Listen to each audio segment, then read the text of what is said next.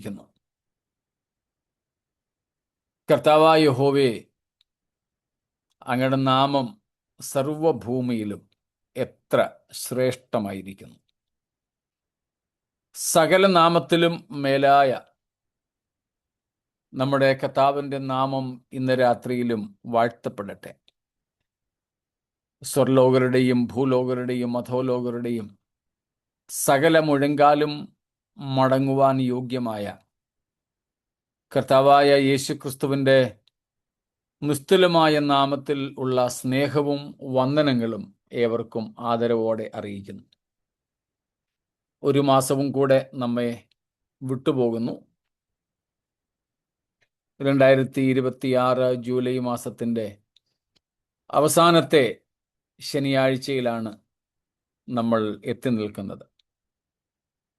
ഇത്രത്തോളം നമുക്ക് വേണ്ടതെല്ലാം തന്ന് സമൃദ്ധിയോടെ നമ്മെ നടത്തി. നമ്മുടെ പാപങ്ങൾക്കൊത്തവണ്ണം നമ്മോട് ചെയ്യാതെയും നമ്മുടെ അകൃത്യങ്ങൾക്ക് തക്കവണ്ണം നമ്മോട് പകരം ചെയ്യാതെയും അപ്പന് മക്കളോട് കരുണ തോന്നുന്നത് പോലെ അവിടുത്തേക്ക് നമ്മോട് കരുണ തോന്നി നടത്തിയല്ലോ. ദൈവത്തിന് സ്തോത്രം. ദൈവത്തിൻ്റെ ദയ നമ്മിൽ നിന്നും ഒരിക്കലും മാറിപ്പോകാതെ നിലനിൽക്കേണ്ടതിനായി കർത്താവ് സഹായിക്കട്ടെ. ആയതിനായി നമുക്ക് നമ്മെ തന്നെ സമർപ്പിക്കാം. പിന്നെയും ദൈവത്തിൻ്റെ കൃപയിൽ നമുക്ക് ആശ്രയിക്കാം. നമ്മൾ പഠിക്കുന്ന എബ്രായ ലേഖനം 3-ാം അധ്യായത്തിൻ്റെ ആദ്യ വാക്യത്തിലേക്ക് നമ്മൾ വീണ്ടും വരികയാണ്. ഒന്നും കൂടെ നമുക്ക് 1 മുതൽ 6 വരെയുള്ള വാക്യങ്ങൾ വായിക്കാമല്ലോ.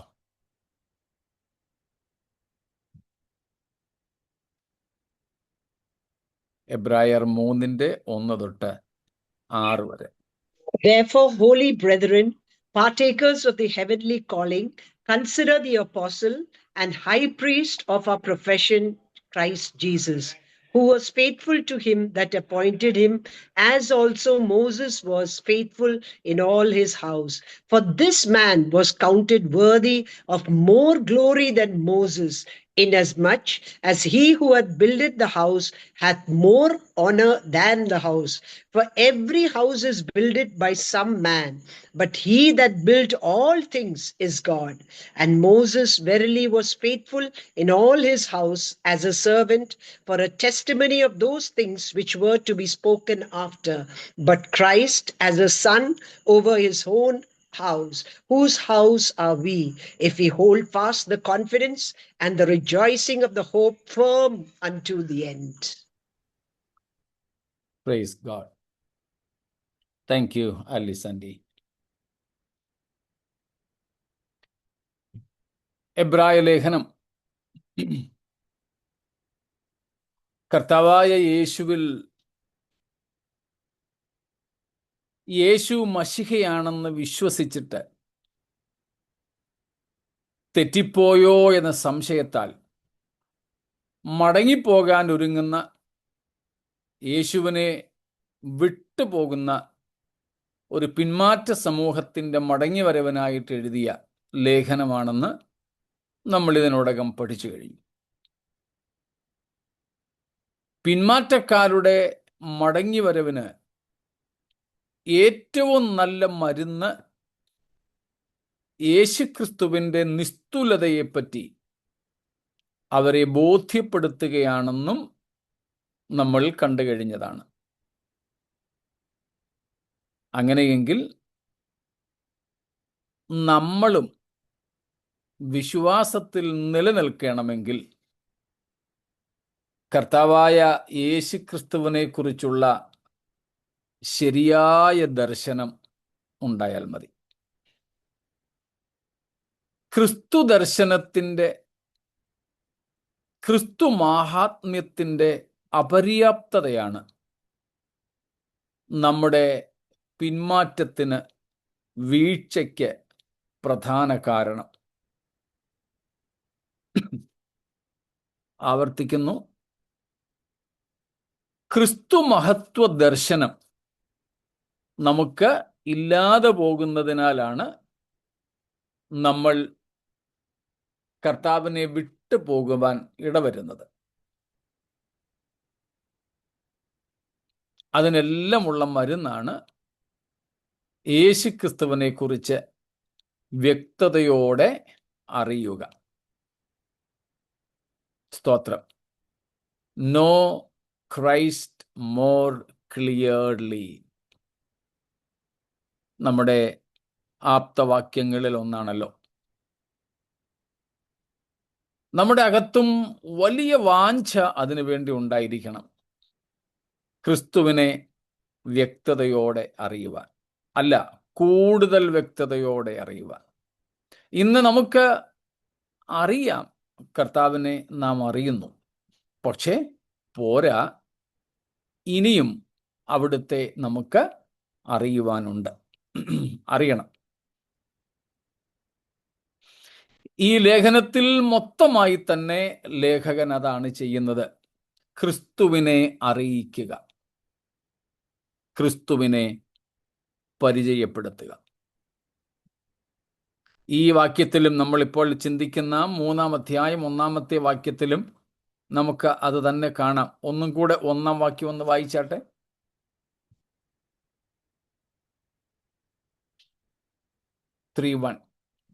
Therefore, holy brothers, you who share in a heavenly calling, consider Jesus, the apostle and high priest of our confession, who was faithful to him who appointed him, just as Moses also was faithful in all God's house. Praise God. Consider Jesus. Consider Jesus.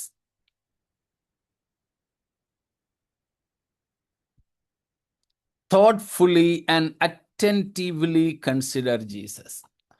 ഇവിടെയും എബ്രായ ലേഖകൻ അത് തന്നെ പറയുന്നത്.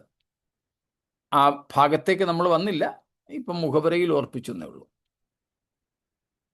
യേശുവിനെ മലയാളത്തിൽ വായിക്കുന്നു, ശ്രദ്ധിച്ചു നോക്കുകയും. സ്തോത്രം. ശ്രദ്ധിച്ചു നോക്കുകയും.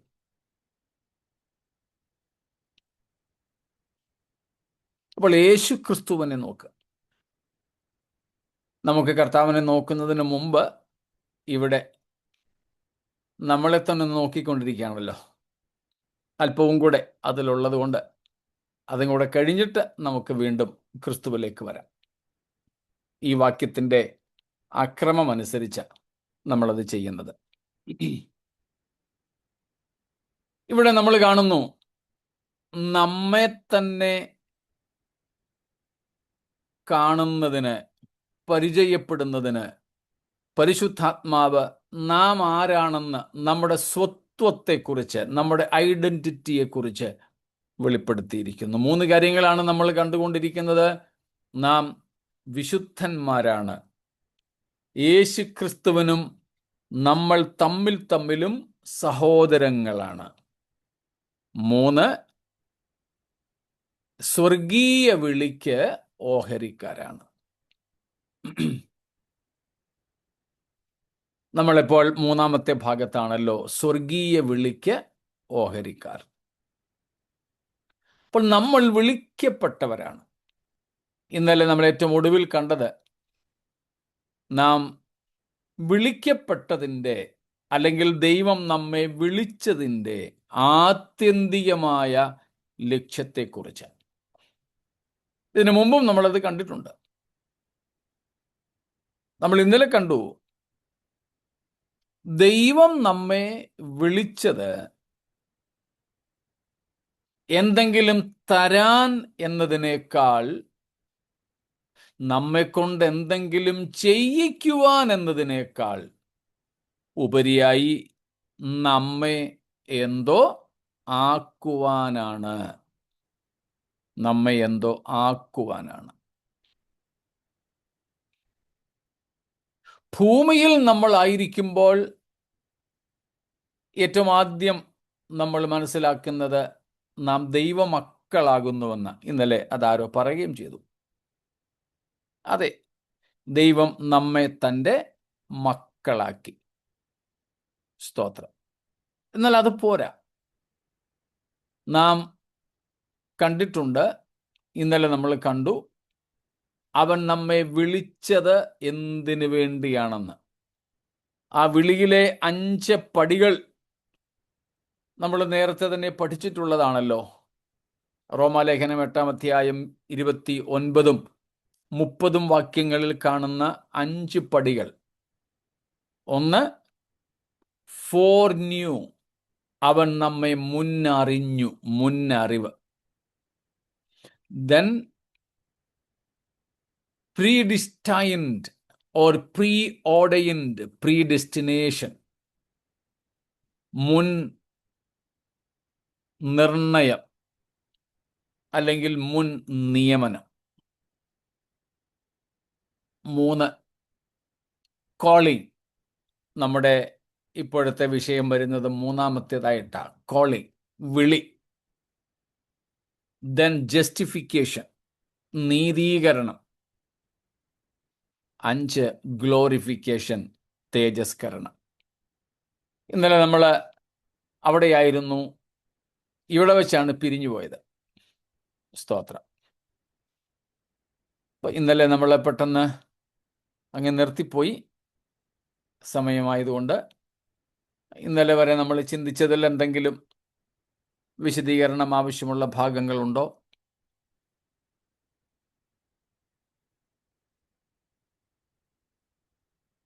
പക്ഷെ പ്രത്യേക ദൗത്യത്തിനായി വിളിക്കുന്ന 2-ാമത്തെ വിളിയിൽ ഉള്ളവരെല്ലാവരും ആദ്യത്തെ പൊതുവായ വിളിയിൽ ഉൾപ്പെട്ടവരല്ലേ? ആദ്യത്തെ വിളി എല്ലാവർക്കും വേണ്ടിയാകുമ്പോൾ അവരെല്ലാവരും അതിൽ ഉൾപ്പെട്ടവർ തന്നെയാണ്. ആദ്യത്തെ വിളിയിൽ നിന്ന് ആരും ഒഴിവുള്ളവരല്ല. ഓക്കെ, സ്തോത്രം. Okay, thank you. ഓക്കെ.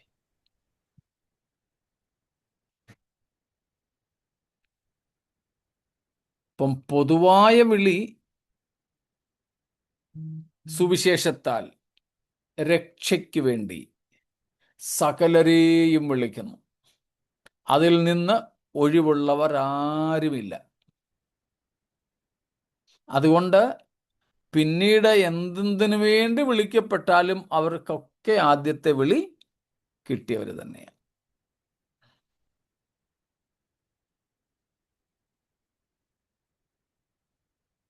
മറ്റൊന്നും ചോദ്യങ്ങളായിട്ടില്ലെന്ന് കരുതട്ടെ. സ്തോത്രം. ഇപ്പം നമ്മൾ കണ്ടു ഈ 5 പടികൾ: മുന്നറിവ്, മുൻനിയമനം, വിളി, നീതീകരണം, തേജസ്കരണം. അവിടെ പറയാത്ത ഒന്നും കൂടെ ഉണ്ട്. നീതീകരണത്തിനും തേജസ്കരണത്തിനും ഇടയിൽ വിശുദ്ധീകരണം, സാങ്ക്ടിഫിക്കേഷൻ. അവിടെ ഇത് പറഞ്ഞിട്ടില്ല, എടുത്തു പറഞ്ഞിട്ടില്ല എന്നേ ഉള്ളൂ. സ്തോത്രം. 28-ാം വാക്യവും നമുക്ക് വളരെ പരിചിതമാണ്. റോമർ 8-ന്റെ-28 നമുക്ക് വളരെ പരിചിതമാണ്. ദൈവം തന്നെ സ്നേഹിക്കുന്നവർക്ക്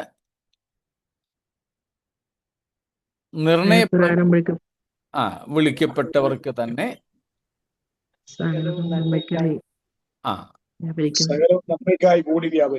സ്തോത്രം, സകലവും നന്മയ്ക്കായി കൂടി വ്യാപരിക്കുന്നു. അവിടെ പറയുന്ന നന്മ നമുക്കറിയാമല്ലോ, എന്തല്ലെന്നും എന്താണെന്നും. പൊതുവെ നമ്മൾ പ്രസംഗിക്കുന്നത് പോലെയോ പ്രസംഗിച്ച് കേൾക്കുന്നത് പോലെയോ ഭൗമതലത്തിലെ നന്മകളല്ല അവിടെ ഉദ്ദേശിക്കുന്നത്. ആർക്കാണെന്നാ പറഞ്ഞിരിക്കുന്നത്? 2 വിശേഷതകളുള്ളവർക്ക്. ഒന്നാമത്തെ വിശേഷത, Called. Those who love him, those who love him. to Love those who are him. called according to his purpose. സ്തോത്രം.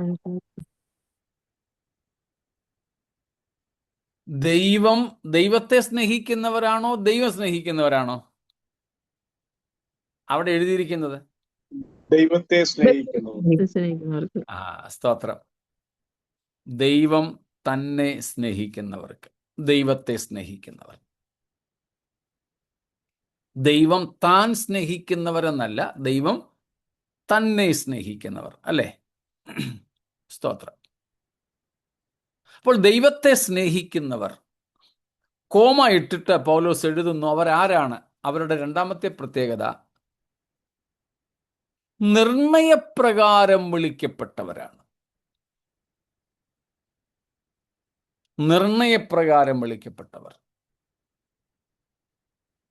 അതാരായി നിർണയപ്രകാരം വിളിക്കപ്പെട്ടവർ? അല്ലെങ്കിൽ നിർണയപ്രകാരം എന്ന് പറഞ്ഞാൽ അർത്ഥം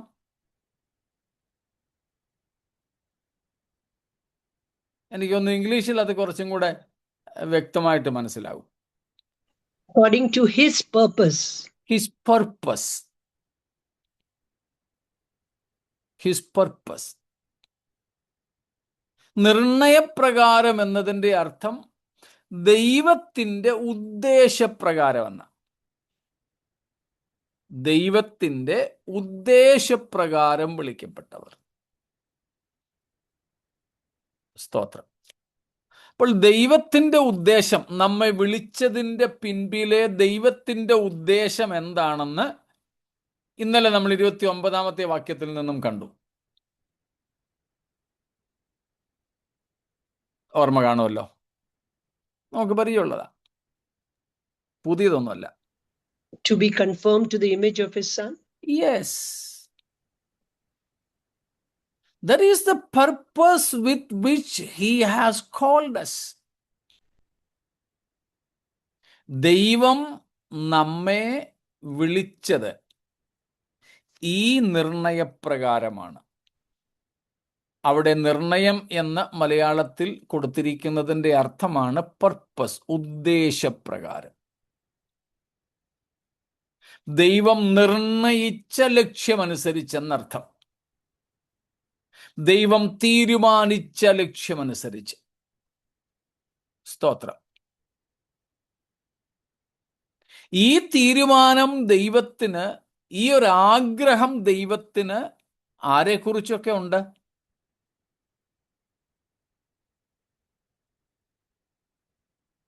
കുറച്ചു പേരെ കുറിച്ചേ ഉള്ളോ അതോ എല്ലാവരെ കുറിച്ചും ഉണ്ട്? അതുകൊണ്ട് യോഹന്നാൻ 3:16 പറയുന്നത്, ആരും നശിച്ചു പോകാതെ എല്ലാവരും നിത്യജീവനെ പ്രാപിക്കേണ്ടതിന്. സ്തോത്രം. ആരും നശിച്ചു പോകാതെ എല്ലാവരും നിത്യജീവനെ പ്രാപിക്കേണ്ടതിന്. അതുപോലെ തന്നെ 1 തീമോഥെയോസ് 2-ാമത്തെ അധ്യായത്തിലും 4-ാം വാക്യത്തിൽ വായിക്കുന്നു, എല്ലാവരും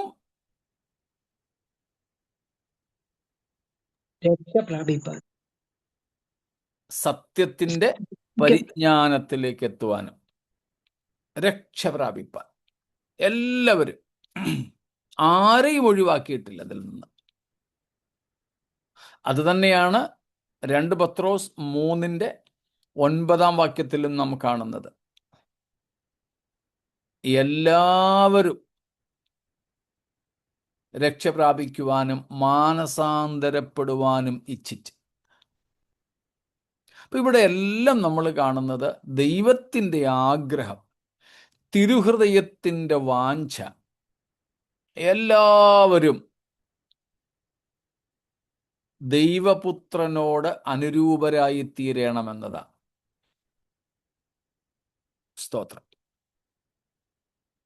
അപ്പൊ ദൈവം നമ്മെ വിളിച്ചത് ഈ ഉദ്ദേശത്തോടു കൂടെയാണ്.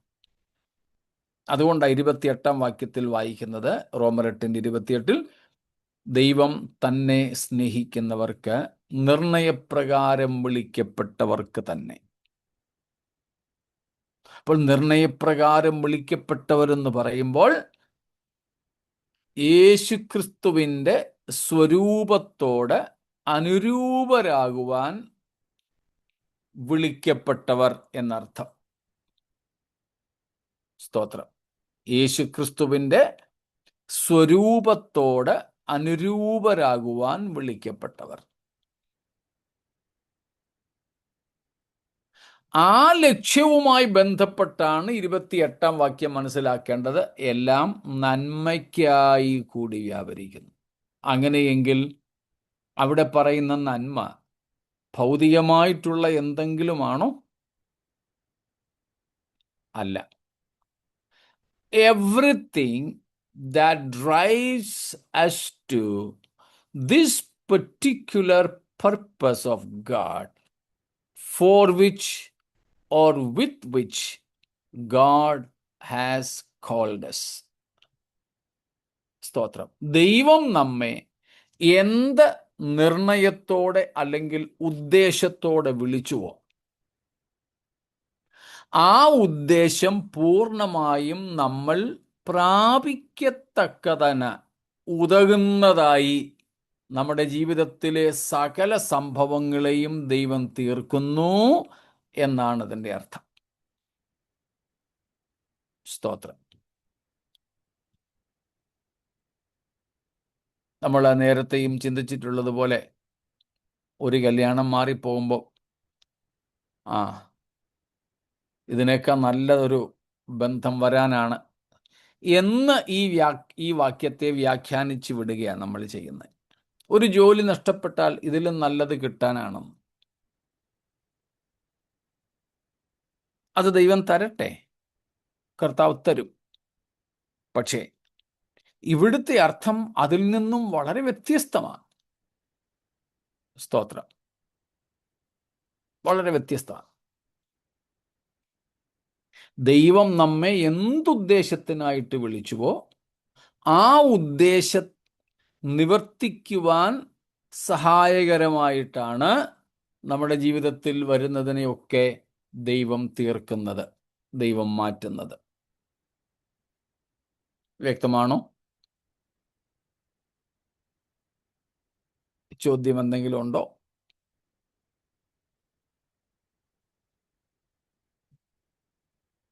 ഇല്ല. അപ്പം 28ഉം 29ഉം വാക്യങ്ങളിൽ ഈ വിളിയും വിളിയുടെ പിൻപിലെ ഉദ്ദേശവും നമ്മൾ കാണുന്നു. സ്തോത്രം. ദൈവം നമ്മെ വിളിച്ചു. ആ വിളിയുടെ ഉദ്ദേശം നമ്മൾ ഇന്നലെ കണ്ടു. നമ്മളെ ആക്കി തീർക്കാനാ, to make a something just like his son. തൻ്റെ പുത്രനോട് നമ്മെ അനുരൂപപ്പെടുത്തുന്നതിന് വേണ്ടിയാണ്. സ്തോത്രം. യേശുക്രിസ്തുവിനോടുള്ള ആനുരൂപ്യത്തിന് വേണ്ടിയാണ് ദൈവം നമ്മെ വിളിച്ചത്. അതിൽ നമ്മൾ ഇന്നലെ ഏറ്റവും ഒടുവിൽ പറഞ്ഞു നിർത്തിയത് മുന്നറിഞ്ഞു, മുൻ നിയമിച്ചു, വിളിച്ചു, നീതീകരിച്ചു, തേജസ്കരിച്ചുമിരിക്കുന്നു. പക്ഷെ നമ്മളാരും തേജസ്കരിക്കപ്പെട്ടവരല്ല. തേജസ്കരിക്കപ്പെട്ടവരായിരുന്നെങ്കിൽ നമുക്ക് ലാപ്ടോപ്പിൻ്റെയും കമ്പ്യൂട്ടറിൻ്റെയും മൊബൈലിൻ്റെയും ഒന്നും മുമ്പിൽ വന്നിരിക്കേണ്ട ആവശ്യമില്ലായിരുന്നു. വസ്ത്രം ധരിക്കേണ്ട ആവശ്യം വരില്ലായിരുന്നു. ഇന്റർനെറ്റും ഇലക്ട്രിസിറ്റിയും ഒന്നും നമുക്ക് വേണ്ടി വരില്ലായിരുന്നു. ഇപ്പൊ നമ്മൾ ഇതുവരെ തേജസ്കരിക്കപ്പെട്ടിട്ടില്ല. നമുക്കറിയാം, നമ്മൾ തേജസ്കരിക്കപ്പെടുന്നത് എപ്പോൾ മാത്രമേ ഉള്ളൂ? മരണത്തിന് ശേഷം. പോരാ. കർത്താവിന്റെ വരവിങ്കൽ. കർത്താവിൻ്റെ വരവിങ്കലേ ഉള്ളൂ. മരിച്ചാലും ശരീരം ഇവിടെ കൊണ്ടുവന്ന് സെല്ലിനകത്തോ കുടുംബക്കല്ലറയിലോ എവിടെയെങ്കിലും വെക്കത്തതേ ഉള്ളൂ. മരിച്ചാലും നമുക്ക് നമ്മുടെ തേജസ്കരണം നടക്കുന്നില്ല. തേജസ്കരണം നടക്കുന്നത് കർത്താവിൻ്റെ വരവിങ്കൽ മാത്രമേ ഉള്ളൂ.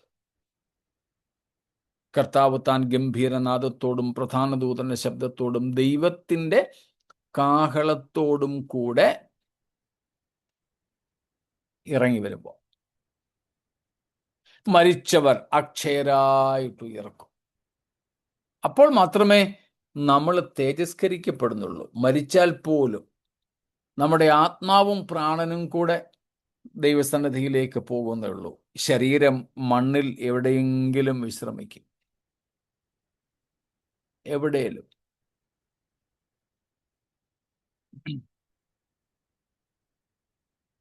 കഴിഞ്ഞ ദിവസം നിങ്ങൾ വാർത്ത കണ്ടു കാണും, സിക്കിമിൽ മരിച്ച ഒരു മലയാളി ജിയോളജിസ്റ്റിനെ കുറിച്ച്.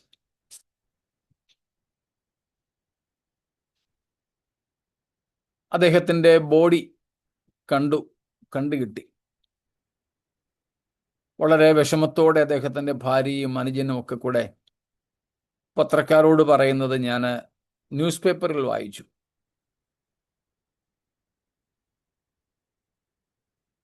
നാട്ടിലേക്ക് ബോഡി കൊണ്ടുപോകുവാൻ ഒക്കുമോ എന്ന് തോന്നുന്നില്ല, ഇവിടെ തന്നെ സംസ്കരിക്കേണ്ടതായിട്ട് വരും, സിക്കിമിൽ തന്നെ. അപ്പം മരിച്ചു കഴിഞ്ഞാൽ നമ്മുടെ ശരീരം ഇവിടെ എവിടെയെങ്കിലും കൊണ്ടുവെക്കും. സ്തോത്രം. എവിടെയല്ലോ അത് ഇനി കത്തിച്ചാലും വേണ്ടില്ല, അടക്കിയാലും വേണ്ടില്ല, സെല്ലിനകത്തായാലും വേണ്ടില്ല, ഈ മണ്ണിൽ ലയിച്ചു ചേരും. സ്തോത്രം. അപ്പോഴും നമ്മുടെ തേജസ്കരണം നടക്കുന്നില്ല. എപ്പോൾ മാത്രമേ ഉള്ളൂ? കർത്താവിൻ്റെ വരവിങ്കൽ. അപ്പോൾ പിന്നെ പൗലോസ് ഇവിടെ റോമർ 8:29 പറയുന്നത്, 29-30 വാക്യങ്ങൾ പറയുന്നത് എന്താ? തേജസ്കരിച്ചുമിരിക്കുന്നു. നമ്മൾ ഇതുവരെ തേജസ് പ്രാപിച്ചിട്ടില്ല. സ്തോത്രം. അതിന്റെ അർത്ഥം എന്താ?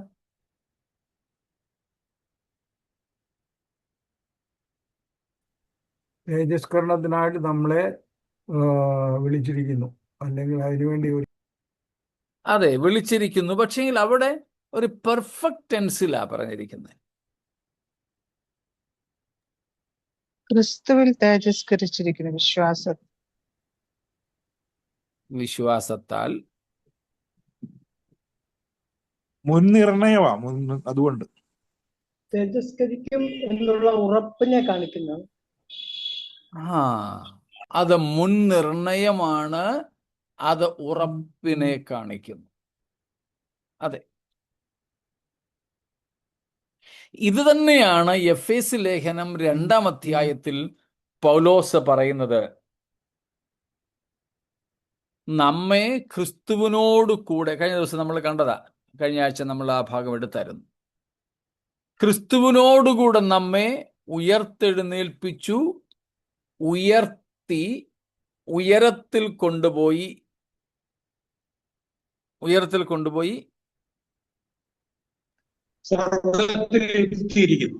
സ്വർഗസ്ഥലങ്ങളിൽ ഇരുത്തിയിരിക്കുന്നു. സ്തോത്രം. പക്ഷെ നമ്മൾ ഈ ഭൂമിയില. ഇപ്പൊ ഈ പറഞ്ഞ മാത്തുക്കുട്ടിയങ്കിള് റാന്നിയില, ഞാനിവിടെ മുംബൈയില. നിങ്ങൾ ഓരോരുത്തരും അവരവരുടെ വ്യത്യസ്ത സ്ഥലങ്ങളില. പക്ഷേ ഈ 2 പ്രയോഗങ്ങൾ, നമ്മെ തേജസ്കരിച്ചിരിക്കുന്നു, നമ്മെ സ്വർഗത്തിൽ തന്നോട് കൂടെ ഇരുത്തിയിരിക്കുന്നു. നമ്മൾ വായിക്കാഞ്ഞൊരു വാക്യവും കൂടെ ഇതിനോട് ചേർത്ത് വായിക്കാം. കൊലോസ്യർ 3:1-2. കൊലോഷ്യൻസ് 3:1-2.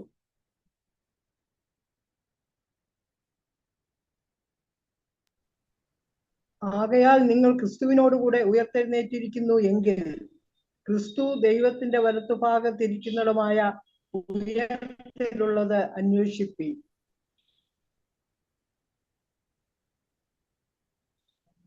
അടുത്ത വാക്യം കൂടെ 1-2. ഭൂമിയിലുള്ളതല്ല പിന്നെ ചിന്തിപ്പി. നിങ്ങൾ മരിച്ച നിങ്ങളുടെ ജീവൻ ക്രിസ്തുവിനോടുകൂടെ ദൈവത്തിൽ മറഞ്ഞിരിക്കുന്നു. കണ്ടോ? സ്തോത്രം. നമ്മൾ മരിച്ചു. അതിൻ്റെ കൂടെ ഗലാത്യർ 2:20 കൂടെ ചേർത്ത് വായിച്ചോളൂ. ഗലേഷ്യൻസ് 2:20 കൂടെ അതിനോട് ചേർത്ത്.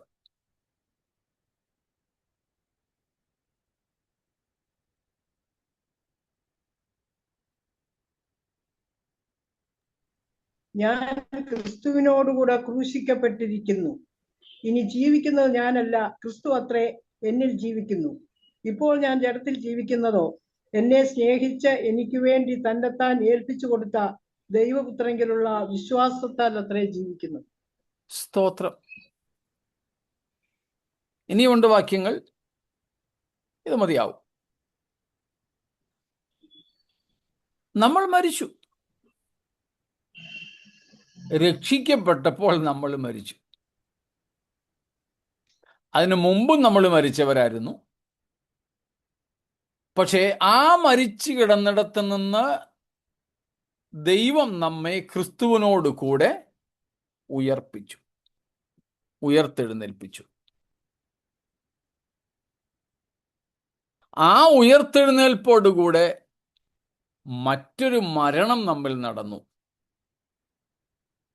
ആ മരണം നടന്നതോടുകൂടെ വേറെ ഒരു ജീവനും കൂടെ നമ്മിലേക്ക് വന്നുയർന്നു. സ്തോത്രം. കണ്ടോ? നമ്മൾ ആദ്യം സ്വാഭാവികമായി അതിക്രമങ്ങളിലും പാപങ്ങളിലും മരിച്ചവരായിരുന്നു. We were dead in trespasses and sins.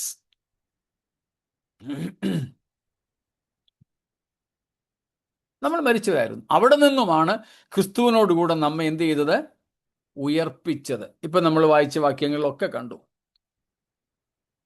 എഫേസ്യർ 2:1 അത് എഴുതിയിരിക്കുന്നു. നമ്മെ ഉയർപ്പിച്ചു. അങ്ങനെ നമ്മൾ ഉയർത്തപ്പോൾ മറ്റൊരു മരണം സംഭവിച്ചു. ആ മരണത്തിന്റെ പേരാണ്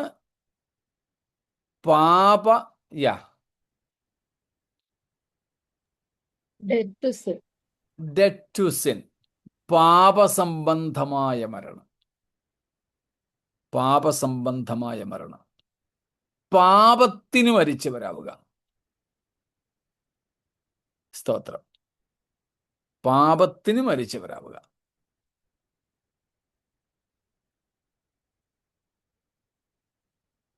അങ്ങനെ പാപത്തിന് മരിച്ച നമ്മൾ പക്ഷേ ആത്മാവിൽ ജീവിക്കുകയാണ്. നമ്മൾ അങ്ങനെ ആത്മാവിൽ ജീവിക്കുമ്പോൾ പൗലോസ് കൊലോസ്യ ലേഖനത്തിൽ പറഞ്ഞു, നമ്മൾ മരിച്ച് നമ്മുടെ ജീവൻ ക്രിസ്തുവിനോട് കൂടെ ദൈവത്തിൽ മറഞ്ഞിരിക്കുന്നു. സ്തോത്രം. നമ്മൾ ഈ ജഡത്തിൽ ജീവിക്കുന്ന സമയത്ത് തന്നെ, ഈ ശരീരത്തിൽ നമ്മൾ ജീവിക്കുന്ന സമയത്ത് തന്നെ ഉണ്ടാകുന്ന കാര്യമാണ് ഈ പറഞ്ഞത്. എന്ത്? നമ്മൾ മരിച്ച നമ്മുടെ ജീവൻ ക്രിസ്തുവിനോടുകൂടെ ദൈവത്തിൽ മറഞ്ഞിരിക്കുന്നു. ദൈവത്തിൻ്റെ ദൃഷ്ടിയിൽ നമ്മൾ ഇപ്പോൾ എവിടെയാ?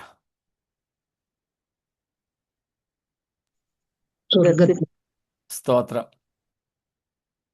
സ്വർഗത്തില. ആരുടെ കൂടെ? ക്രിസ്തുവിനോട് കൂടെ ദൈവത്തിൽ. അപ്പോൾ നമ്മൾ പാപസംബന്ധമായി മരിച്ച് നീതിക്ക് ജീവിക്കുന്നവരാകുമ്പോൾ നാം സ്വർഗത്തിൽ ഇരുത്തപ്പെട്ടിരിക്കുകയാണ്. സ്വർഗത്തിൽ ഇരുത്തപ്പെട്ടിരിക്കുമ്പോൾ നമ്മൾ ആരെ പോലെ ഇരിക്കണം? സ്വർഗീയനെ പോലെ. സ്വർഗീയനെ പോലെ ഇരിക്കണം. സ്തോത്രം.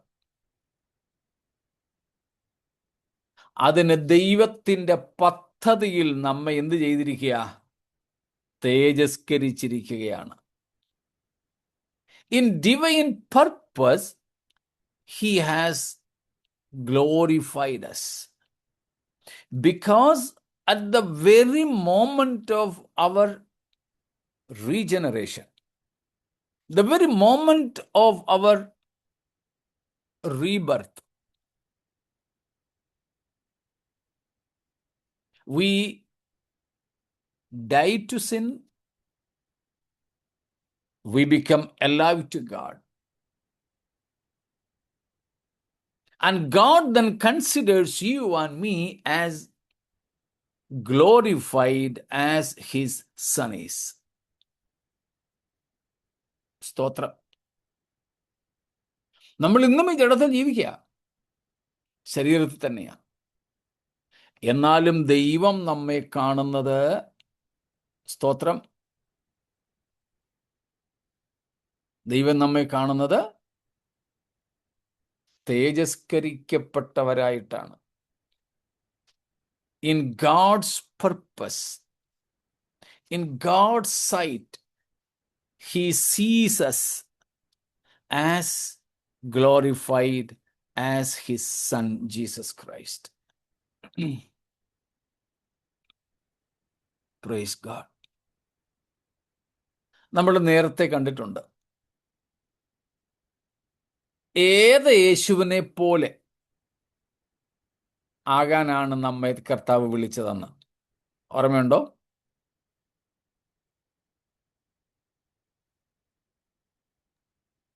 ഉയർത്തെഴുന്നേറ്റ ക്രിസ്തുവിനെ. ഉയർത്തെഴുന്നേറ്റ ക്രിസ്തു. അപ്പോൾ എത്ര ക്രിസ്തുക്കളെ നമുക്കറിയാം? അല്ലെങ്കിൽ ക്രിസ്തു ഒന്നേ ഉള്ളൂ കേട്ടോ. ക്രിസ്തുവിൻ്റെ എത്ര രൂപഭാവങ്ങളെ നമുക്കറിയാം? ഓർമ്മയുണ്ടോ? മനുഷ്യപുത്രനായ ക്രിസ്തു, ആ, പൂർണ്ണ ദൈവം, ഓക്കെ, ജഡത്തിൽ വന്ന ക്രിസ്തു. അത് തന്നെയാണ് മനുഷ്യപുത്രനായ ക്രിസ്തു. ഓക്കെ.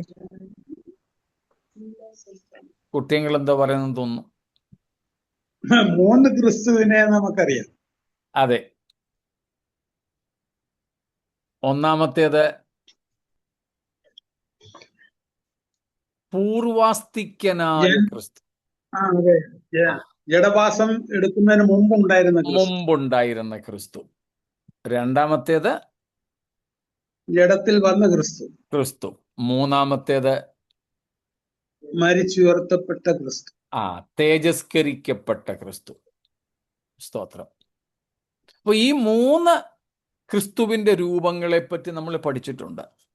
പൂർവാസ്തിക്യനായ യേശു അല്ലെങ്കിൽ ക്രിസ്തു, the preeminent or the preexistent Christ. കന്യകാജനനം എടുക്കുന്നതിന് മുമ്പ് ഉണ്ടായിരുന്ന യേശു. 2, the human Jesus, Jesus who took the flesh, ജഡത്തിൽ വെളിപ്പെട്ട യേശു, ജഡത്തിൽ ജീവിച്ച യേശു.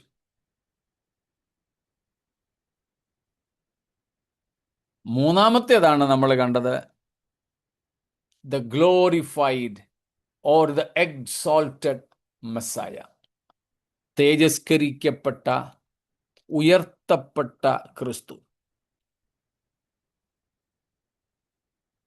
അപ്പൊ ചോദ്യം, ഈ 3 രൂപങ്ങളിൽ ഏത് രൂപത്തോടാണ് നമ്മൾ അനുരൂപപ്പെടേണ്ടതിന് ദൈവം നമ്മെ വിളിച്ചത്?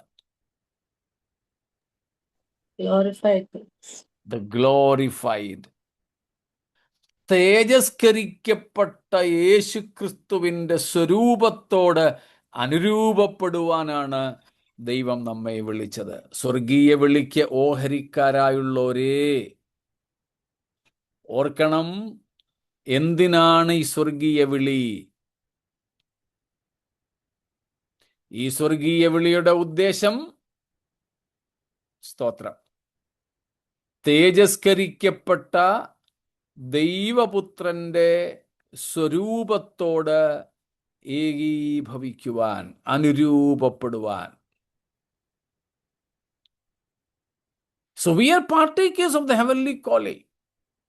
We should therefore know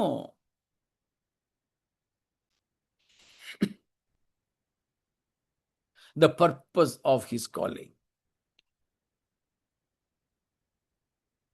that he may make us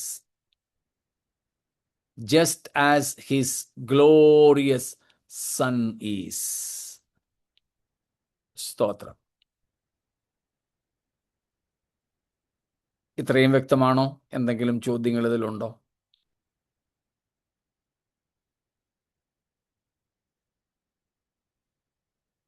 തിരസ്കരിക്കപ്പെട്ട ക്രിസ്തു മഹാപുരോഹിതനുമാണല്ലോ.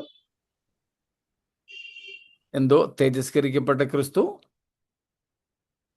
മഹാപുരോഹിതനുമാണല്ലോ അതെ, സ്വർഗത്തിൽ മധ്യസ്ഥത ചെയ്യുന്നത്. അതെ.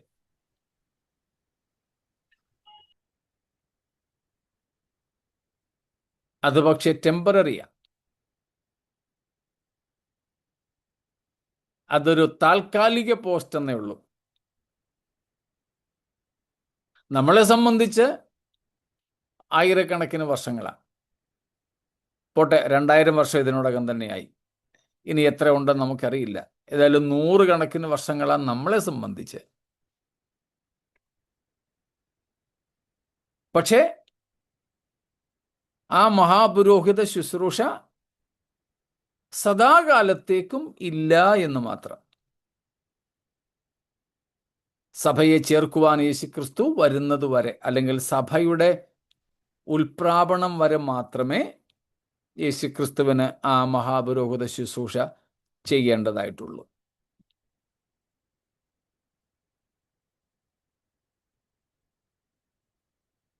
പിന്നീട് നമ്മൾ ദൈവത്തിന് പുരോഹിതന്മാരായിട്ട് ശുശ്രൂഷ ചെയ്യാൻ പോവാ.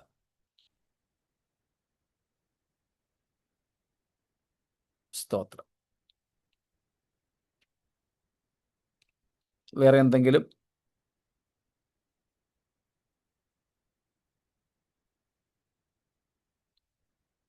ഒന്നുമില്ലല്ലോ. മനസ്സിലാകുന്നത് കൊണ്ടാണല്ലോ ഒന്നും ചോദിക്കാത്തതല്ലേ? സ്തോത്രം. ഇതിൽ പല കാര്യങ്ങളും നമ്മൾ നേരത്തെ ചിന്തിച്ചിട്ടുള്ളതാണ്.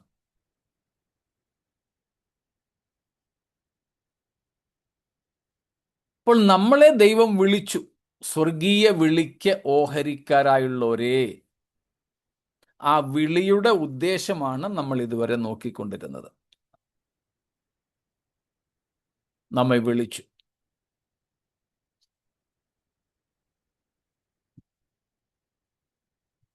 ആ വിളിയെക്കുറിച്ച് നമുക്ക് ബോധ്യം വേണം. 2 പത്രോസ് 1:10 നമുക്കറിയാമായിരിക്കുമല്ലോ. 2 Peter 1:10.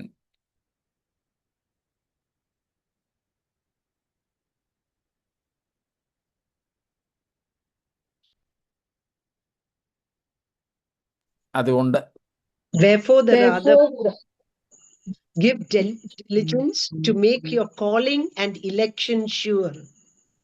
yeah, make all your diligence to make your calling and election sure.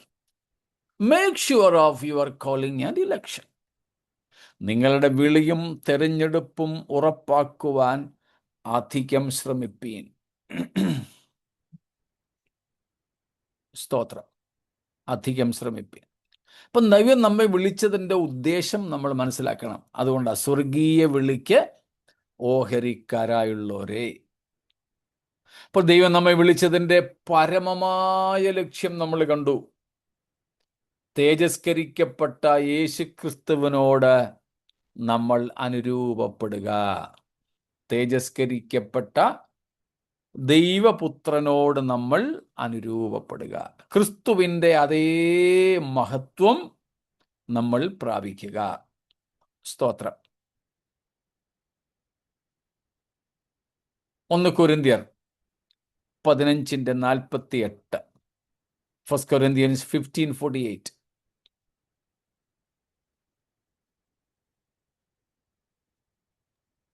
as was the man of dust, so also are those who are of the dust.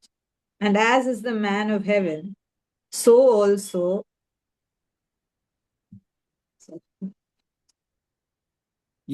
So also those who are of heaven. Next verse also. Just as we have borne the image of the man of dust, we should also bear the image of the man of heaven. Yes. മണ്ണിൽ നിന്നുള്ളവന്റെ പ്രതിമ നമ്മൾ ധരിച്ചതുപോലെ സ്വർഗീയന്റെ പ്രതിമയും ധരിക്കും. ഇപ്പൊ നമുക്കുള്ളത് ആരുടെ പ്രതിമയാ? ഒന്നാം ആദാമായ മണ്ണിൽ നിന്നുള്ളവന്റെ പ്രതിമയാണ്. മണ്ണിൽ നിന്നുള്ളവന്റെ ഒന്നാം ആദാമിന്റെ പ്രതിമയായിട്ടാണ് നമ്മളിപ്പോൾ ആയിരിക്കുന്നത്. ഇതുപോലെ നമ്മൾ ആരുടെ പ്രതിമയും കൂടെ ധരിക്കും? ഒടുക്കത്തെ ആദാമായ സ്വർഗീയനായ യേശുക്രിസ്തുവിന്റെ പ്രതിമയും ധരിക്കും. ആ ലക്ഷ്യത്തിനായിട്ടാണ് നാം വിളിക്കപ്പെട്ടിരിക്കുന്നത്. നമ്മുടെ ഓരോ ശ്വാസത്തിലും നമുക്ക് ഈ ബോധ്യം വേണം. I am called to share the glory of our Lord. I am called out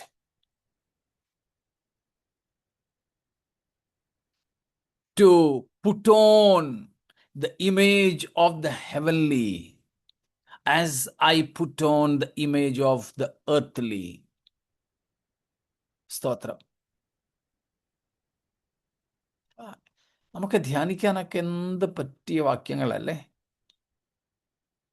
സ്തോത്രം. നമ്മൾ മണ്ണുകൊണ്ടുള്ളവന്റെ പ്രതിമ, ആദാമിന്റെ പ്രതിമ ധരിച്ചതുപോലെ, സ്തോത്രം, സ്വർഗസ്ഥനായ നമ്മുടെ കർത്താവിൻ്റെ പ്രതിമയും സ്വരൂപവും നമ്മൾ ധരിക്കും. സ്തോത്രം.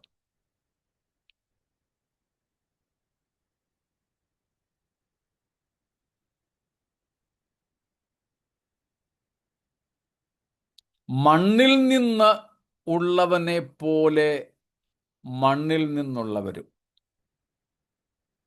സ്വർഗീയനെ പോലെ സ്വർഗീയന്മാരുമാകുന്നു. ഇനി അതിൻ്റെ രണ്ടാമത്തെ ഭാഗവും കൂടെ നമുക്കറിവുള്ളതായതുകൊണ്ട് പറഞ്ഞു മാത്രം വിടുന്നു, വിവരിക്കുന്നില്ല. ഇതൊന്നും വിവരിക്കാഞ്ഞത് നമ്മൾ നേരത്തെ പഠിച്ചിട്ടുള്ളത് കൊണ്ടാണ്. എങ്കിലും ആർക്കെങ്കിലും സംശയങ്ങളുണ്ടെങ്കിൽ ശങ്കിക്കാതെ ചോദിച്ചാലും.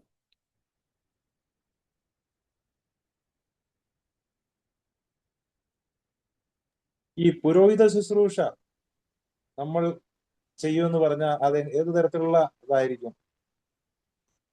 കർത്താവ് നമുക്ക് വേണ്ടി മധ്യസ്ഥ അണയ്ക്കുന്ന ശുശ്രൂഷയാണ് അവിടെ ചെയ്യുന്നത് നമുക്കറിയാം. പക്ഷെ കർത്താവിന് വേണ്ടി നമ്മൾ ചെയ്യുന്ന പുരോഹിത ശുശ്രൂഷ ഏത് തരത്തിലാണ്? ഒന്ന് രണ്ട് ഉദാഹരണം പറയാമോ?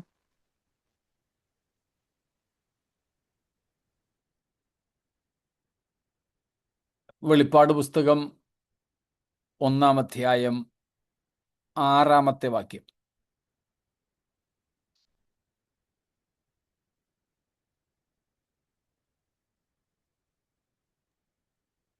നമ്മെ സ്നേഹിക്കുന്നവനും നമ്മുടെ പാപം പോക്കി നമ്മെ തന്റെ രക്തത്താൽ വിടുവിച്ച് തന്റെ പിതാവായ ദൈവത്തിന് നമ്മെ രാജ്യവും പുരോഹിതന്മാരും ആക്കി തീർത്തവനുമായവന് എന്നേക്കും മഹത്വവും ബലവും. ആമേൻ.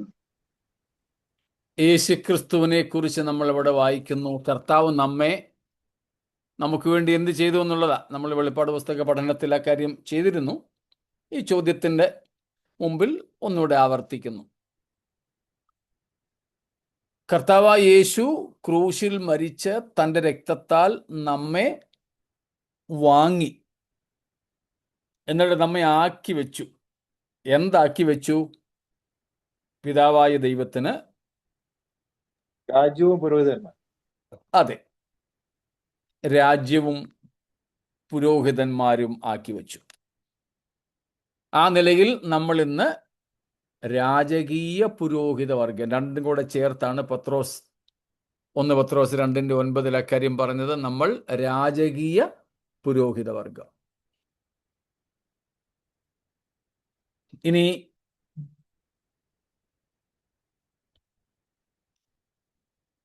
അഞ്ചാമത്തെ അധ്യായം വെളിപ്പാട് പുസ്തകം.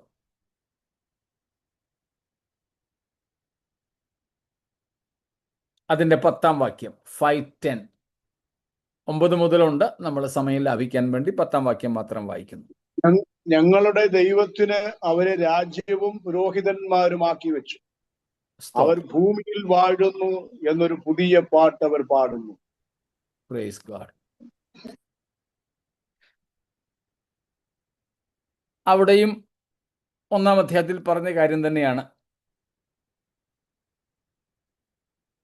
ഒരു പുരോഹിതന്റെ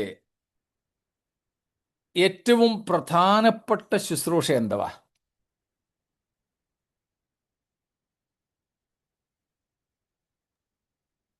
യാഗം കഴിക്കുക. To ആ mediate യാഗ between God and man. Sorry. Okay. ഏറ്റവും പ്രധാനപ്പെട്ട ശുശ്രൂഷ എന്ന് പറയുന്നത് ഓഫറിങ് സാക്രിഫൈസ്, അർപ്പിക്കുക, അർപ്പണം. ഇതാണ് പുരോഹിതന്റെ ഏറ്റവും പ്രധാനപ്പെട്ട ശുശ്രൂഷ. അർപ്പണം. പുതിയ നിയമത്തിലേക്ക് വരുമ്പോൾ നമ്മൾ പുരോഹിതന്മാരെന്ന നിലയിൽ നമുക്കെന്തെങ്കിലും ഉണ്ടോ അർപ്പിക്കാൻ? ഇപ്പോഴത്തെ സ്ഥിതിയല്ല. ഇപ്പൊ നമ്മൾ ശരീരത്തിലായിരിക്കുമ്പോൾ പുരോഹിതന്മാരാണല്ലോ. അതിന് ഫലമാകുന്ന യാഗമായി അർപ്പിക്കും. Ourselves. ഒന്നാമത് നമ്മുടെ ശരീരങ്ങളെ, അവേഴ്സെൽസ്. റോമർ 12 പറയുന്നത് പോലെ നമ്മുടെ ശരീരങ്ങളെ, നമ്മളെ തന്നെ. പിന്നീട് സൗമ്യമ്മ പറഞ്ഞതുപോലെ എബ്രായർ 13-ാം അധ്യായത്തിൽ അധരഫലമെന്ന സ്തോത്രയാഗം. വേറെയുമുണ്ട് യാഗങ്ങൾ, അതിലേക്കെല്ലാം പോകുന്നില്ല. പൗലോസ് റോമർ 15-ാം അധ്യായത്തിൽ പറയുന്നുണ്ട്, ജാതികളെന്ന വഴിപാട് പുരോഹിതൻ എന്ന നിലയിൽ ഞാൻ അർപ്പിക്കുന്നു. ജാതികളെന്ന വഴിപാട്. അതിൻ്റെ 15-ാമത്തെ വാക്യം, 15:15, 15:15 റോമൻസ്. എങ്കിലും ജാതികൾ എന്ന വഴിപാട് പരിശുദ്ധാത്മാവിനാൽ വിശുദ്ധീകരിക്കപ്പെട്ട് പ്രസാദകരമായി തീരുവാൻ ഞാൻ ദൈവത്തിന്റെ സുവിശേഷ ഘോഷണം പുരോഹിതനായി അനുഷ്ഠിച്ചും കൊണ്ട് ജാതികളിൽ ക്രിസ്തുയേശുവിന്റെ അവിടെയും നമ്മൾ കാണുന്നത് അർപ്പണ. അപ്പം തങ്ങളെ തന്നെ അർപ്പിക്കുന്നു, സ്തോത്രയാഗം അർപ്പിക്കുന്നു, ജാതികളെ അർപ്പിക്കുന്നു. ജാതികളെ അർപ്പിക്കുന്നെന്ന് പറഞ്ഞതിൻ്റെ അർത്ഥം ജാതികളെ പിടിച്ച് കുരുതി കഴിക്കുന്ന കാര്യമൊന്നും അല്ല. നമുക്കറിയാമല്ലോ, സുവിശേഷത്താൽ ജാതികളെ രക്ഷയിലേക്ക് നയിക്കുന്ന കാര്യം. അപ്പോൾ പുരോഹിതന്റെ ശുശ്രൂഷ എന്ന് പറയുന്നത് എന്താ? ദൈവസന്നിധിയിൽ ശുശ്രൂഷിക്കുക എന്നുള്ളതാ. പുരോഹിതന്റെ പ്രധാനപ്പെട്ട കടമ ദൈവസന്നിധിയിൽ ശുശ്രൂഷിക്കുക, ദൈവത്തിന് അർപ്പണങ്ങൾ നടത്തുക. ഭൂമിയിലായിരിക്കുമ്പോൾ നമ്മുടെ അർപ്പണങ്ങളെക്കുറിച്ച് നമ്മൾ കണ്ടു. സ്വർഗത്തിൽ നമ്മൾ എത്തിയാൽ അവിടെയും എന്തെങ്കിലും അർപ്പിക്കണ്ടേ? അവിടെ എന്താ നമ്മൾ അർപ്പിക്കുന്നേ?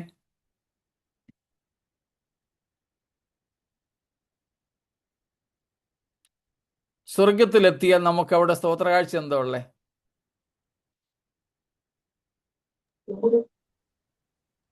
ആരാധന. എന്താ ആരാധനയിൽ നമ്മൾ കൊടുക്കുന്നേ?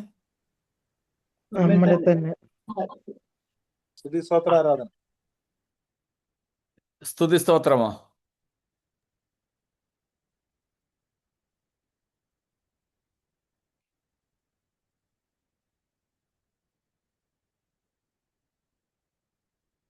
വെളിപ്പാട് 4-ാം അധ്യായത്തിൻ്റെ 8 തൊട്ടുള്ള വാക്യങ്ങളിൽ നമ്മൾ നേരത്തെ കണ്ടിട്ടുണ്ട്. ഏറ്റവും അധികമായി നമ്മൾ സ്വർഗത്തിലെത്തിയാൽ ദൈവത്തിനർപ്പിക്കുന്നത് എന്താണെന്ന്. പ്രത്യേകിച്ച് 4 ജീവികൾ സിംഹാസനത്തിലിരിക്കുന്നവന് മഹത്വം കൊടുക്കുമ്പോഴൊക്കെയും 24 മൂപ്പന്മാരും എന്തു ചെയ്യുന്നു? കിരീടം താഴെ വെച്ച് സിംഹാസനങ്ങളിൽ നിന്നും ഇറങ്ങി എഴുന്നേറ്റ് തങ്ങളുടെ കിരീടങ്ങൾ നടുവിലെ സിംഹാസനത്തിലിരിക്കുന്ന കർത്താവിൻ്റെ പാദങ്ങളിൽ വെച്ചിട്ട് സാഷ്ടാംഗം പ്രണമിക്കുന്നു. എന്നിട്ട് സ്തുതിസ്തോത്രയാഗങ്ങൾ അവിടത്തേക്ക് അർപ്പിക്കുന്നു. അവിടെ നമുക്ക് ജാതികളെ ഒന്നും അർപ്പിക്കാനില്ലെന്നേ ഉള്ളൂ. നമ്മളെ തന്നെ അവിടെ ദൈവത്തിന് യാഗമായി അല്ലെങ്കിൽ പൂർണ്ണമായും അർപ്പിക്കുന്ന ഒരു ചിത്രമാണ് വെളിപ്പാട് 4-ാം അധ്യായം അവസാന വാക്യങ്ങൾ. എന്നിട്ട് വെളിപ്പാട് 22-ന്റെ 3-ഉം 4-ഉം അവൻ്റെ ദാസന്മാർ അവൻ്റെ മുഖം കാണും. അവർ അവനെ രാപ്പകൽ ആരാധിക്കും. സ്തോത്രം. നമ്മൾ നേരത്തെ പഠിച്ചിട്ടുള്ളതുപോലെ നമ്മൾ ഇന്നിവിടെ പാടുന്ന പാട്ടുകൾ ഭൂരിഭാഗവും അവിടെ പാടാനൊക്കത്തില്ല. ഈവൻ നമ്മൾ ഇന്ന് പാടുന്ന പ്രത്യാശാഗാനങ്ങൾ ഉൾപ്പെടെ, നമ്മൾ ഇന്ന് പാടുന്ന ആശ്വാസഗാനങ്ങൾ ഉൾപ്പെടെ അവിടെ പാടാൻ പറ്റത്തില്ല. പകരം നാം അവിടെ പാടുന്നത് ദൈവകുഞ്ഞാടായ ക്രിസ്തുവിൻ്റെ പരമയാഗത്തെക്കുറിച്ചും ക്രൂശിൽ ദൈവം അസന്നിഗ്ധമായി വെളിപ്പെടുത്തിയ ദൈവസ്നേഹത്തെക്കുറിച്ചുമാണ്. ഇത് പറയുമ്പോഴൊക്കെ ഞാൻ പറഞ്ഞിട്ടുള്ള ആ പാട്ടിൻ്റെ ഈരടികൾ നമുക്കറിയാം. യേശുവൻ സ്നേഹത്താൽ എന്നുള്ളം പൊങ്ങുന്ന എന്നുള്ളതിൻ്റെ അവസാനത്തെ സ്റ്റാൻസ. സ്തോത്രം. എന്താ പറയുന്നത്? വീണ്ടെടുപ്പിൻ ഗാനം പാടും ഞാൻ സിയോനിൽ, വിൺദൂതർക്കും പാടാൻ അസാധ്യമേ അത്. അതെന്തുവാ? കാൽവറിഗിരിയിൽ കാൽകരം തുളച്ച കുഞ്ഞാടാം പ്രിയനിൻ സ്നേഹം എൻ ഗാനമേ. അപ്പോൾ നിത്യതയിൽ പുരോഹിതന്മാരായി നാം ഇരിക്കും എന്ന് പറഞ്ഞാൽ, സ്തോത്രം, തന്നെത്താൻ നമുക്ക് വേണ്ടി ഏൽപ്പിച്ചു തന്ന തൻ്റെ പുത്രനെ നമുക്ക് വേണ്ടി ഏൽപ്പിക്കാൻ മടിക്കാതിരുന്ന ദൈവത്തിൻ്റെ മുമ്പിൽ, സിംഹാസനത്തിൻ്റെ മുമ്പിൽ നമ്മൾ എന്ത് ചെയ്യും? നമുക്ക് ലഭിക്കുന്ന മുഴുവൻ പ്രതിഫലങ്ങളും പോലും അവിടെ അർപ്പിച്ച് വീണ് കിടന്നവനെ നമസ്കരിക്കും. നിത്യത മുഴുവനും അങ്ങനെ നമ്മൾ ദൈവത്തിന് പുരോഹിത വൃത്തി ചെയ്തുകൊണ്ടേയിരിക്കും. സ്തോത്രം. Thank you pastor. Praise the Lord. സ്തോത്രം. Praise God.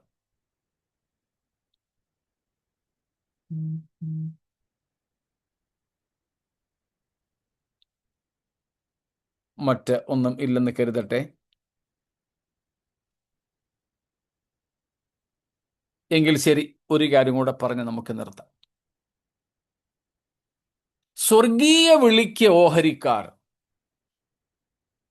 വിളിച്ചത് നമ്മെ സ്വർഗീയനോട് അനുരൂപരാക്കുവാൻ എന്ന് നമ്മൾ ക്രോഡീകരിച്ചു കണ്ടു.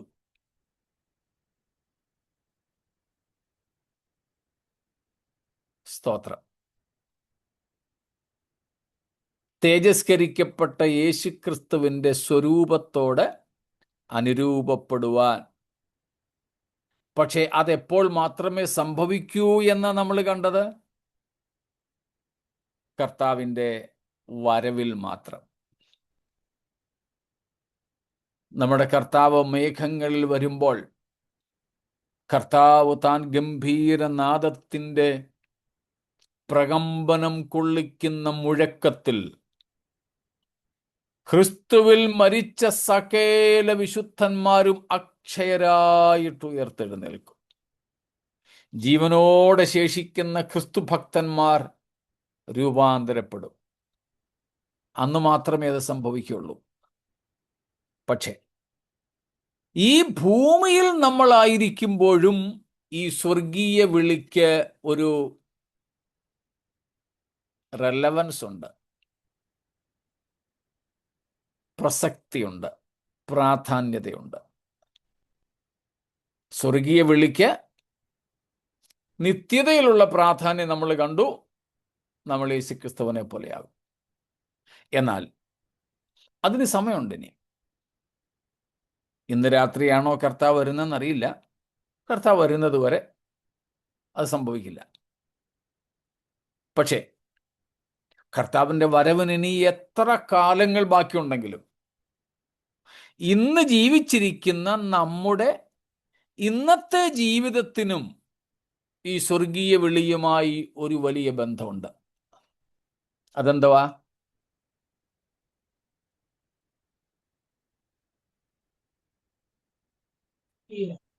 Second Corinthians 3:18, it is written that Adano.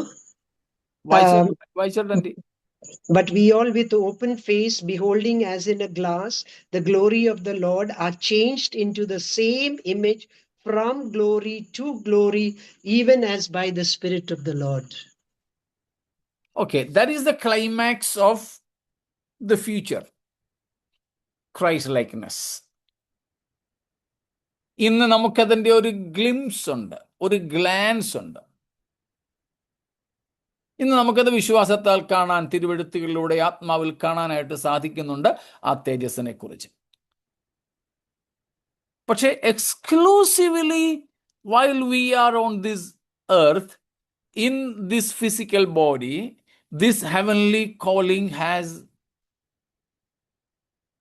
a greater relevance.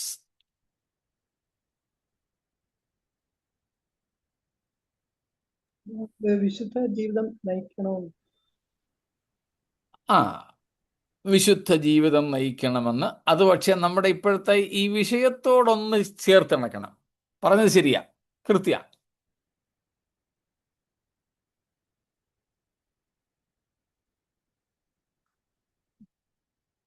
He is with us now and we walk with him. Not wrong, but not the expected appropriate answer. അതിന് ശരിയായ answer വളരെ ലളിതമാണ്, ഒത്തിരി ലളിതമാണ്. നോ കോംപ്ലിക്കേഷൻ, ഒരു സങ്കീർണതയില്ലാത്ത വളരെ ലളിതമായ ഒരു ഉത്തരം അതിനുള്ളത്.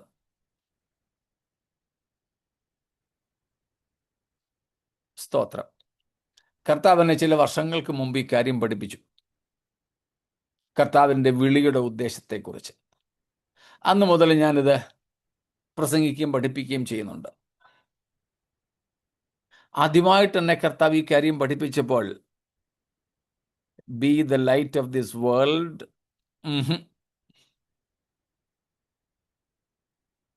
ആദ്യമായി കർത്താവ് എന്നെ ഈ കാര്യം പഠിപ്പിച്ചപ്പോൾ എനിക്ക് ഭയങ്കര സന്തോഷം തോന്നി. തേജസ്കരിക്കപ്പെട്ട യേശുക്രിസ്തുവിനോട് അനുരൂപനാകാൻ വിളിക്കപ്പെട്ടവനാണ് ഞാൻ എന്നൊക്കെ ഭയങ്കരമായിട്ട് ഞാൻ എക്സൈറ്റഡായി, ഭയങ്കരമായിട്ട് ഞാൻ ഉത്സാഹിതനായി. എന്നിട്ട് ഞാൻ എൻ്റെ വ്യക്തിപരമായ പ്രാർത്ഥനയിലും ധ്യാനത്തിലുമായത് കർത്താവിനോട് സംസാരിക്കുന്നത്. കർത്താവിനോട് ഞാൻ ചോദിച്ചു, കർത്താവേ, how can I acquire it?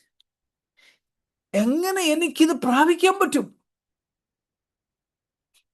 കർത്താവ് പറഞ്ഞാ അത് സിമ്പിളാ. കഷ്ടതയിലൂടെ ആഹാ, അല്ല, no, Spending time with God. ആഹാ, അല്ല, സുവിശേഷീകരണം. അല്ല.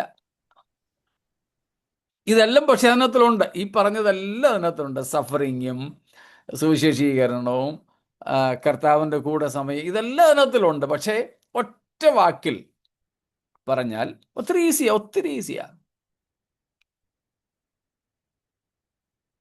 കർത്താവിനോട് ചോദിച്ചു, മോനെ, ഏത് യേശുവിനെ? അവിടെയാണ് നമ്മൾ ആദ്യം പറഞ്ഞ യേശുക്രിസ്തുവിൻ്റെ 3 രൂപഭാവങ്ങളുടെ പ്രസക്തി കേട്ടോ. ഇതിനും കൂടെയാണ് അത് ഞാൻ ആവർത്തിച്ചു പറഞ്ഞത്. എന്നിട്ട് കർത്താവിനോട് ചോദിച്ചു, മോനെ, ഏത്? നോ, ഡൈറ്റ് ടു സെൽഫ് അല്ല. അതിനകത്തിലുണ്ട്. അതും അതിനകത്തിലെ ഒരു ഒരു ഒരു ഒരു കണ്ടന്റ് ആണെന്നേ ഉള്ളൂ. ക്രിസ്തു ഭൂമിയിൽ ജീവിച്ചതുപോലെ നമ്മൾ ആബ്സല്യൂട്ട്ലി. സ്തോത്രം. അപ്പൊ കർത്താവ് ചോദിച്ചത്, ഏത് യേശുവിനെയാ നീ തേജസ് അണിഞ്ഞവനായി കാണുന്നേ? ഞാൻ പറഞ്ഞു, മനുഷ്യനായിട്ട് ഭൂമി ജീവിച്ച. അപ്പൊ നിനക്ക് ആരെ പോലെ ആകേണ്ടത്? തേജസ്കരിക്കപ്പെട്ട യേശുവിനെ പോലെ. അതിനെങ്ങനെ ജീവിച്ചാൽ മതി? ഭൂമിയിൽ ജീവിച്ച യേശുവിനെ പോലെ നീ ജീവിച്ചാൽ ഇന്ന് തേജസ്സിൽ ഇരിക്കുന്ന യേശുവിനെ പോലെ നിനക്കായി തീരാം. Very simple. Equation is very simple. സ്വർഗീയ വിളിക്ക് ഓഹരിക്കാർ. ആ സ്വർഗീയ വിളിയുടെ പരമമായ ലക്ഷ്യം തേജസ്കരിക്കപ്പെട്ട യേശുക്രിസ്തുവിനോട് അനുരൂപരാവുക. അതിൻ്റെ ഇന്നത്തെ പ്രസക്തി ഭൂമിയിൽ ജീവിച്ച മനുഷ്യനായ യേശുവിനെ പോലെ നമ്മൾ ജീവിക്കുക. സ്തോത്രം. ഇതൊക്കെ മനസ്സിലാക്കിയ കഴിഞ്ഞ കാല ഭക്തന്മാർ പാടിയത് യേശുവെ പോലെയാകുവാൻ. സ്തോത്രം. അപ്പോൾ ഇന്ന് നമുക്കുള്ള വെല്ലുവിളിയോ പ്രചോദനമോ ഒക്കെ ഈ ഭൂമിയിൽ ജനിച്ച് ജീവിച്ച മനുഷ്യനായ യേശുവിനെ പോലെ ജീവിച്ചാൽ തേജസ്കരിക്കപ്പെട്ട യേശു ക്രിസ്തുവിൻ്റെ സ്വരൂപത്തോട് നമ്മൾ അനുരൂപരാകും. ഈ 2 ഭാഗങ്ങളും കൂടെ കോർത്തിണക്കുമ്പോഴാണ് സ്വർഗീയ വിളിയുടെ ഓഹരി മനസ്സിലാകുന്നത്. ഇത് വെച്ചുകൊണ്ട് അപ്പോസ്തലൻ പറയുന്നത്, നിങ്ങൾ ആരാ? Partakers of the heavenly calling. സ്തോത്രം. സ്വർഗീയ വിളിക്ക് നിങ്ങൾ ഓഹരിക്കാർ. ഈ 2 ഭാഗങ്ങൾ ഓർത്തോണം. രണ്ടും ഒരേ കാര്യം തന്നെ. ക്രൈസ്റ്റ് ലൈക്ക്നെസ്, ക്രിസ്താനുരൂപ്യം എന്നതാണ് 2ന്റെയും ഉത്തരം. ഒന്ന് തേജസ്കരിക്കപ്പെട്ട യേശു ക്രിസ്തുവിനെ പോലെ, മറ്റൊന്ന് മനുഷ്യനായി ഭൂമിയിൽ ജീവിച്ച യേശുവിനെ പോലെ. രണ്ടും ക്രൈസ്റ്റ് ലൈക്ക്നെസ്, ക്രിസ്താനുരൂപ്യമാണ്. അതിനകത്ത് നിങ്ങൾ പറഞ്ഞ വിശുദ്ധ ജീവിതവും പ്രാർത്ഥനാ ജീവിതവും ദൈവത്തോടൊപ്പമുള്ള ജീവിതവും സുവിശേഷീകരണവും എല്ലാം ഉൾപ്പെടും. സ്തോത്രം. അതുകൊണ്ട് നാം ആരാണെന്ന് നമ്മുടെ സ്വത്വത്തെ തിരിച്ചറിയുക. We are partakers of the heavenly calling. സ്വർഗീയ വിളിക്ക് നമ്മൾ ഓഹരിക്കാരാണ്. സ്തോത്രം. അത് മനസ്സിലാക്കി ഈ ഭൂമിയിൽ ക്രിസ്തു ജീവിച്ചതുപോലെ ജീവിക്കുകയും, പത്രോസിന്റെ ഭാഷയിൽ പറഞ്ഞാൽ യേശു ക്രിസ്തുവിൻ്റെ മാതൃക വച്ചു പോയ കാൽച്ചുവടുകളെ പിന്തുടരുകയും, പൗലോസിന്റെ ഭാഷയിൽ പറഞ്ഞാൽ ക്രിസ്തുവേശുവിലുള്ള സ്വഭാവം തന്നെയുള്ളവരായി നാം ജീവിക്കുകയും, യോഹന്നാന്റെ ഭാഷയിൽ പറഞ്ഞാൽ താൻ നിർമ്മലനായിരിക്കുന്നത് പോലെ നമ്മളെ തന്നെ നിർമ്മലീകരിക്കുകയും ചെയ്താൽ നമുക്കാരെ പോലെയാകാം? തേജസ് പ്രാപിച്ച യേശുവിനെ പോലെയാകാം. ആയതിന് നമുക്ക് നമ്മെ തന്നെ സമർപ്പിക്കാം. ദൈവമായ കർത്താവ് ഈ വചനങ്ങളാൽ ആ വിളിയുടെ ലക്ഷ്യം പൂർത്തീകരിപ്പാൻ നമുക്കേവർക്കും കൃപ ചെയ്യട്ടെ. ദൈവം നമ്മെ അനുഗ്രഹിക്കട്ടെ.